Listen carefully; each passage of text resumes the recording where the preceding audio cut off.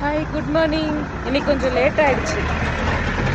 அதனால ரோட்டில் வந்து நிறைய வெஹிக்கிள்ஸ் இருக்குது, நாய்ஸ் இருக்குது. நான் தூங்கி எழுந்திருக்கிறது லேட் ஆகிடுச்சு. தூங்குனதே லேட்டு, ஒரு மணி இருக்கும். அதனால் மினிமம் 6 மணி நேரம் ஸ்லீப் அப்படின்னா கூட 6 மணி 6:30 மணி ஆகும்ல. அதனால் கொஞ்சம் லேட்டு.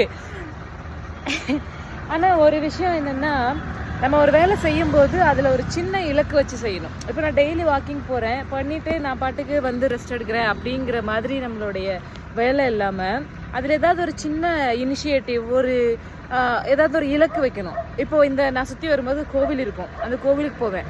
அதை விட என்ன எனக்கு ஒரு பிடிச்சமான இலக்கு அப்படின்னா, இந்த செம்பருத்தி செடி இருக்குல்ல,